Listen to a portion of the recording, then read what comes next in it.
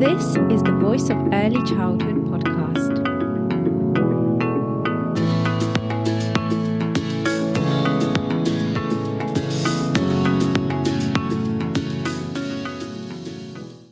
Hello, everyone. Welcome to the Voice of Early Childhood podcast. My name is Angelica Salinska. I'm your host, and today I'm joined by Dawn Jones. Thank you very much, Dawn, for joining on this podcast episode.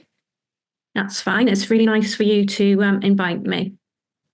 So we will be discussing some of your research today, and that's really encompassing listening to young children around their ideas and thoughts and how they may challenge current approaches to the embedding of sustainability and specifically environmental sustainability in early years and more widely as well.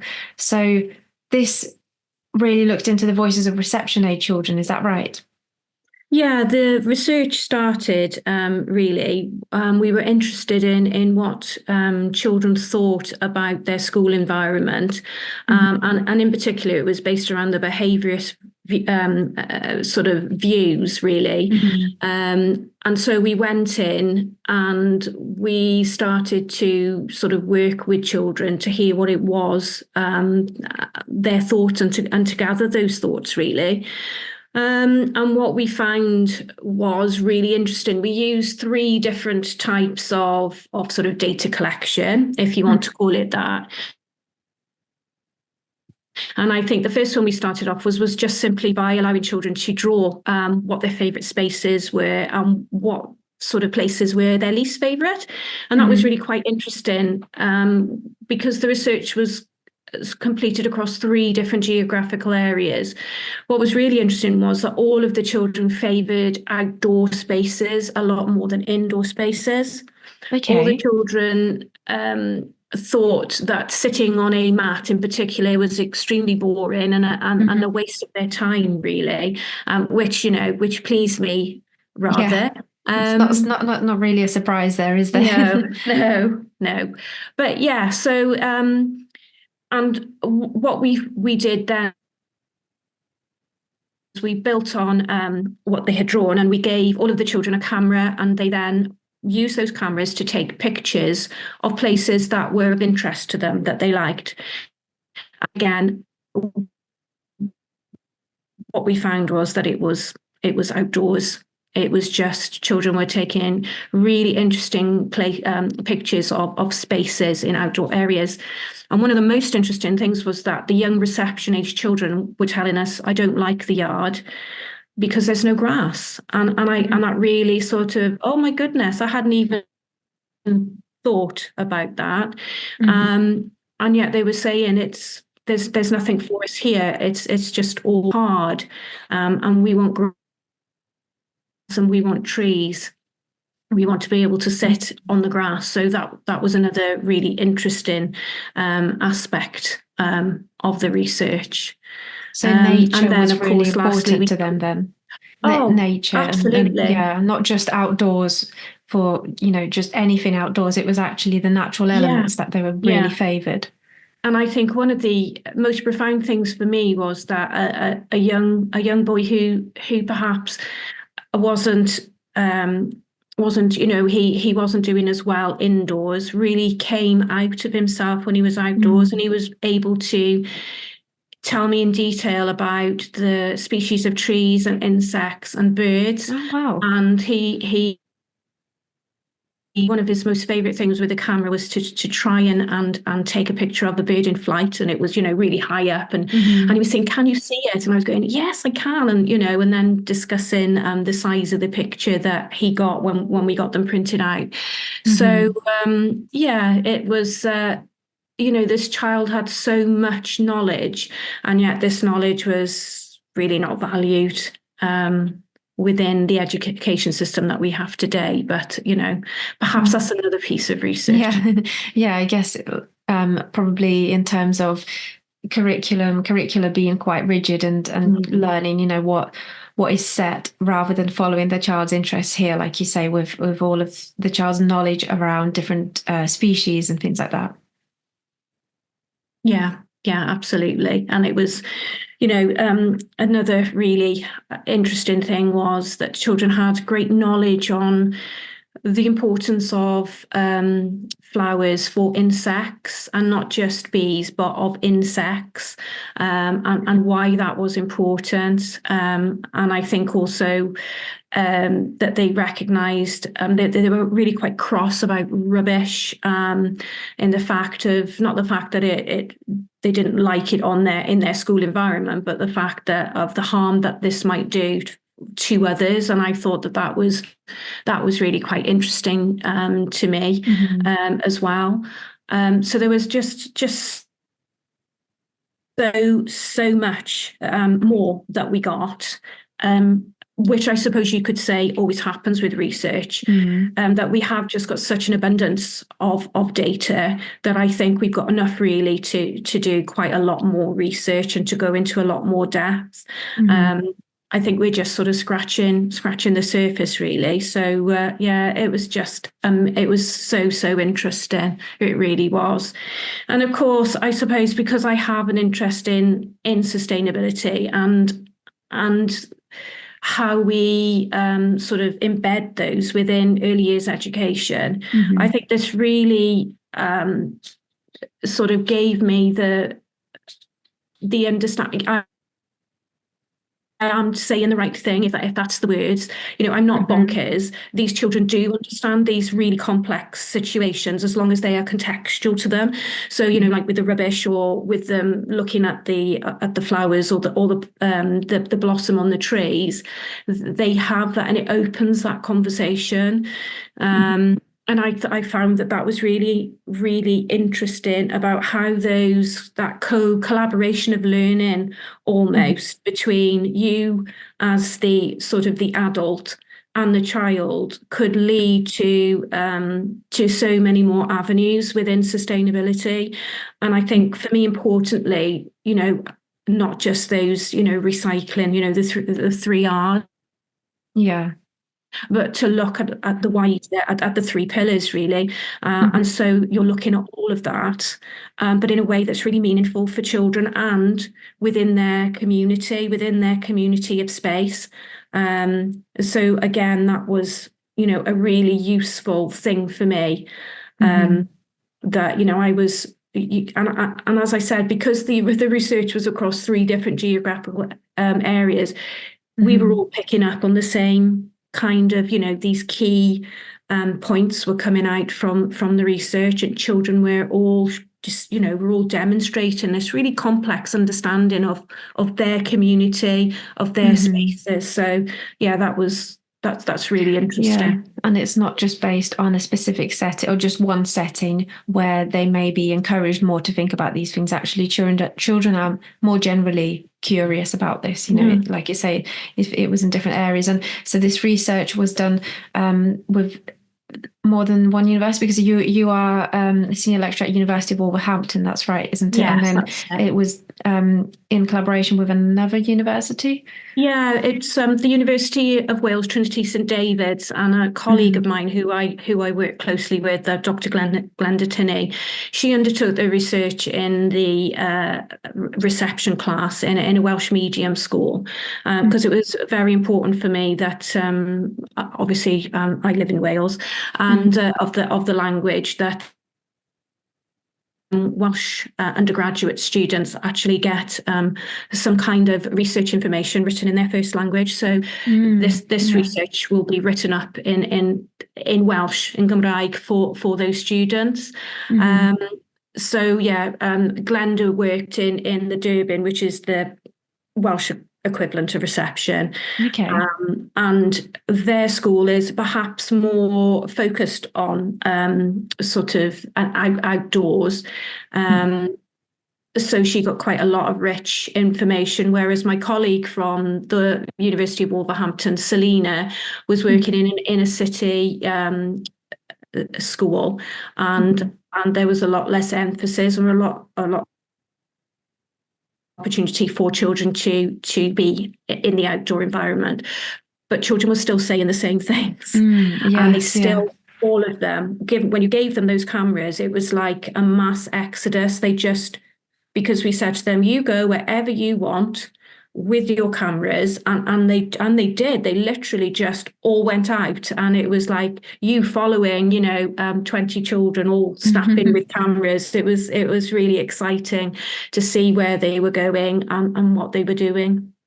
And the fact that the access to the outdoors was extremely important was the main finding. And also in your article, I can see that you're saying that access to spaces that afford time for quietness and reflection, and kind of at a less hurried pace, was also a recurring theme here as well.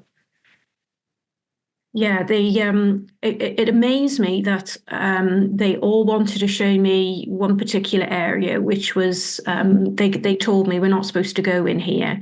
And it was a hole in a hedge, and it went in, and it was like a really like a little sort of a dark, hedgy sort of undergrowth cave. Yeah. And they just sort of said how nice it was to go and to just sit and to have quiet. A lot of them really appreciate being able to sit under trees, and I sort of, you're saying, oh, what is it about here? What is it that you like? And we can see everything, and we can feel the wind, and it's really quiet, and there's no shouting or noise, and we can just sit. And that was, really quite powerful, that they just wanted to sit in quiet. And this access to, instead of a small yard where there are a lot of children and it's very busy and noisy, this other space where there was a very large green field, a slope with trees, hedge spaces, it allowed children to spread out and to have that space around them that some of them needed, and to just take time to think. A lot of said, one little boy said, I've got things that I need to say, and they're important. And I said, oh, do you? But I just have to keep waiting for people to be quiet. So he was talking about being on the mat at this particular time. But it was the fact that children they're either kept waiting, because they're being rushed to do the next thing within the classroom. Yes, yeah. And so, it was really important that they valued quiet. They valued quiet, and they valued time to think. Was very important for them. And I know that Alison Clark talks a lot about that, doesn't she, in terms of the unhurried child and slow pedagogy. And that's been something that's been talked about a little bit more in early childhood over the last year or so. And that importance of really slowing down and listening to the child, but also giving children the opportunity to lead their learning, a bit like what we said earlier, not really following rigidly the curriculum set out by the adults all the time, but actually looking at really tuning into what is the child interested, what are individual children interested in, and what perhaps is the cohort interested in as well, and following their lead. And I know that in your article you mention about these findings kind of giving way to different approaches, seeing sustainability through different approaches, but also different approaches within early childhood that we can perhaps take up and allow for that slower pedagogy and the critical reflection, and also seeing children as co-researchers as well. Hiya! Just quickly, I wanted to ask a favour from all of the listeners and viewers. It would really help this podcast if you subscribe on the platform you are listening or watching on. This will help the Voice of Early Childhood podcast to continue putting out thought-provoking and reflective episodes with a range of guests. And if you are enjoying listening to this podcast, please do share it with someone else who you think would love it too. And of course, as always, we encourage you to share your voice too. If you have reflections, thoughts, and comments, please do share this episode on social media with your comments and tag the Voice of Early Childhood. Let's keep these thought-provoking discussions going. Thank you. I'll let you get back to the episode now. Yeah, I think that's one of the most important things that come out to us as a research team, was that obviously when you do any research, you want it to have meaning. And we felt it was really important that the voices of these children they were our co-researchers. What was going to happen to those voices? They needed to be heard. So how could we make those voices visible for people, and to have an impact upon, to open that discussion within early childhood about where and what we might do based on what children were saying. And I think for me, it was clearly about children have these fantastic, wonderful ideas. And what if we were brave enough? What if we as practitioners were brave enough to allow children to lead that? Where might that learning go? What avenues would that open? And how might that be used then? Because we could quite comfortably, and I'm quite confident in saying that, we could still meet all of those necessary targets. But my goodness me, wouldn't we be doing it in a much more innovative, creative, and less stressful way? Yeah. And couldn't we really open our curriculum to be something quite astounding and inspiring, instead of this really harsh approach that we're rushing our children. And I feel that if we look perhaps at the process of their learning and what it is they're doing, and take their lead, that it's really quite exciting what might come from it, I feel. And I feel as a lecturer for my students, that's very much what I advocate for, that we need to be braver. We need to be those sparks that go out and say, hang on a minute, why don't we, let's just try this, what's going to happen, what might happen. And I suppose you could say that it's very ratio, that kind of inspired. But I think it's more than that. I think if you think of what Alison Clark is saying, and I mean, her book is fantastic, it's about looking at time in a different way. And I think that is something that's really, really important. The time that we have with our very young children is so valuable. And I think we're not really utilising that in an effective and healthy way at the moment. And I feel that there is an impetus there, isn't there, for change? And I feel that this research is one small part in, could there be a different way here? Yes, and like you mentioned previously, with social sustainability, economic sustainability, environmental sustainability, we really can be looking at those three pillars, and not just the things that we may look at, I guess, in the EYFS, if we're following the English curriculum, the English EYFS, or our own curricula that, again, is always going to be limited. So if we take the topic of sustainability, it's really the time really allows children to be able to share their knowledge. Like you said earlier, they have got a lot of curiosity and knowledge already about the world around them.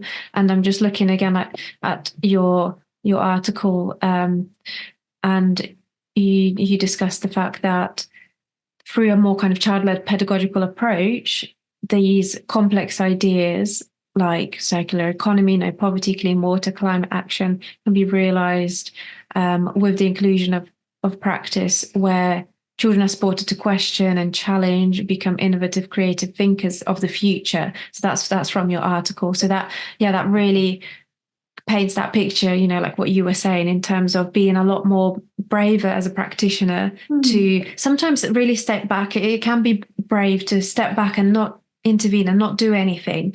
You're still observing.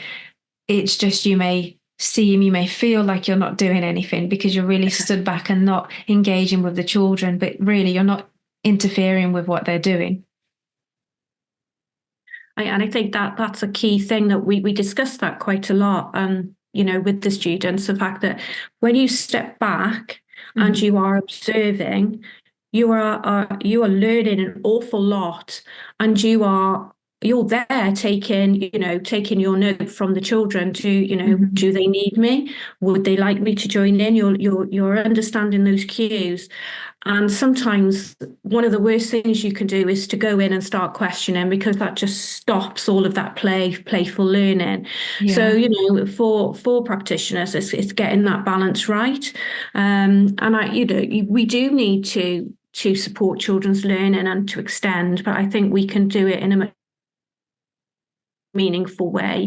And as I say with the sustainability aspect, I mean, my goodness me, the projects that those children could take forward, and the links to those sustainable development goals, and how that can be embedded within the early years foundation stage, are the possibilities are endless. It doesn't mean that you just concentrate on, we're going to recycle the rubbish and we're going to put it in a special iron thing you're taking in the school, which, yes, that's good, we need to recycle, but children are so much more curious about what happens in the oceans, and what happens, where does that come from. And linking that to water is another one of great interest, that not everybody has water, and water poverty, food poverty. So there's all of these different things which they have this great capacity to explore. And as long as I think it's about it being contextual for them, and it comes from them and they're leading it, then there's the possibilities for that, to the inclusion of those really complex three pillars of sustainability, become much more meaningful. And I think it's something that we seriously, as a profession, as a field of early childhood, we really need to get to grips with that, and to start thinking about how we move that forward. And I think that's going to be a really interesting development within our field in these coming years, and certainly something that I feel quite passionate about. And I mean, I've been in the early years for an awful long time, but I'm still curious, still learning, and still really passionate about all of these new innovative ideas, and how we can move our practice forward and support the child's voice, really, which I feel is one of the most important things.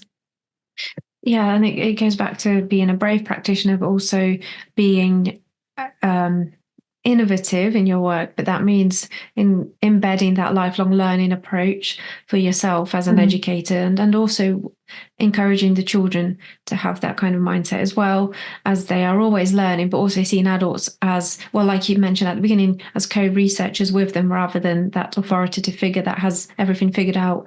And very similar in terms of parents as well, families, encouraging families to embed that approach as well, to really encourage children to keep constantly being curious, remain curious together.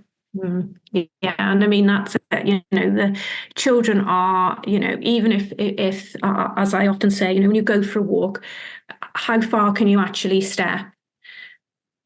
You might get one step, and then they've seen something, they've noticed something, and you could spend half an hour discussing that, exploring it. Their curiosity, their wonder in the world is just amazing, and it's something that can be harnessed to our curriculum's advantage, if we are brave and confident enough to be able to do that. And I think it's about giving our profession that confidence. You do know what you're doing. You do understand how children develop, and how to support them in the best way. And it's just, come on, be brave, take that step, and try something different. And I'm one that it will work. I know it will work. And yeah, I love that, what you mentioned. I've just typed that up, taken a note of that. Harness children's curiosities, awe and wonder, and embed them into the curriculum. I think that's such an important message to put across, definitely. I'm just again looking at your article. There's some lovely examples of really linking linking your research into practice and those implications on practice, around, you've got some great examples around children's curiosities and talking about how important bugs are and plants for the planet, and really putting those voices across. And you give some advice around creating a planting area, experimenting with a range of plants. And that's important for really reflecting on the different, well, like you were saying earlier, different species, but also, why is it important to use correct language, to not discourage children about weeds and things like that? Yeah. I do, and I find language always has been a really interesting concept for me, because it's the words have a lot of power, and listening to, oh, that's a slug, and it's those kind of things, or oh, it's a worm, that's dirty, or that, oh, they're weeds. Yeah. Mm-hmm. We don't, and I think it's really taking that step back as a practitioner, as an early years professional, and thinking about how we frame these ideas, and it's about the absolute benefit to our and our local ecosystems that all of these really important species, whether it be flora, fauna, or insects, have, and how we can live alongside them and understand that they have a huge benefit for us. And I find that children are much more open to those kind of ideas and concepts than perhaps adults are, and that is of great interest to me. And so I always consider the language that we use. I find it interesting of how things are described or spoken about with children. And I like to think carefully about that. And sometimes I know myself, I think, oh, I perhaps shouldn't have said it in that way. We were having an interesting discussion about the use, and I say the use of animals within nurseries, and it's that it helps children to learn how to care and respect. Does it? I think it's. I struggle with with that, but it's opening that discussion, isn't it? Those challenging discussions, and I think that's what sustainability is, and it's about the importance of including children in those discussions at that contextual level, and going through those things. And so it's important, I think, that we think about, when we say activities, I quite like to think about the experiences that we consider alongside children's interests. I think experiences are a much broader term. I think activities are something that you plan and you have outcomes, and I don't like that. I like to be a bit, wow, let's see where this goes. What can happen here? And I think that more open, flexible approach is that children are far more engaged and they're really engrossed in it. And so and thinking about their research projects, about what grows and lives and perhaps what doesn't, and what did we do, what worked best, so what plants enhance being planted together, and what do. It's all those complex ideas, but done in such a way that they understand them and they're leading them. And I think that that I could go on for hours, I'm sorry, Angelica, about it, but it's not complex, and it's not expensive, because all of these things are readily available to us within our local community environments. But it's about thinking about all those really interesting ways of supporting children's learning that make these fantastic links to sustainability in a contextual way, that you're really getting to grips with some really quite complex issues that perhaps adults, don't really engage with, but Yeah. it's fascinating. So I hope within the article I have tried to give, some of those ideas around my thinking. And I know I talk about the water, but because children are very interested in water and how water is used. And so I find, I thought I'd sort of incorporate that one in there as well for people to have a look at. Yes, definitely. I think it's so important I always talk about bridging that gap between academia and practice. And I think it's so important to really ensure that when we are talking about research or writing about research, we do bring in those implications for practice that are really, really practical, like, you've talked about in the article and we've mentioned here as well, for practitioners to, and parents as well, to pick up on and think, okay, so these complex ideas that we're talking about, these aspects of research, what does this look like with the child practically? What can I do? How can I support this child without the knowledge of a researcher or a lecturer or an educator? Yeah, and I think, research is just somebody noticing. I always say that if you're a researcher, you're nosy because you're looking. Oh, why did that happen? Or I don't understand that. And so you go away and you try and find out.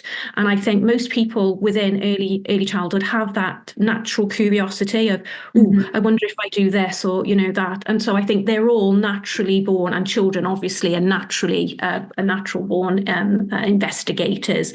And so I think as co-collaborators, children and us, as sort of as adults, as the big people, can learn quite nicely together and can find out lots of new ideas. And so I think research should not be scary, and it shouldn't be something that is over here and is for those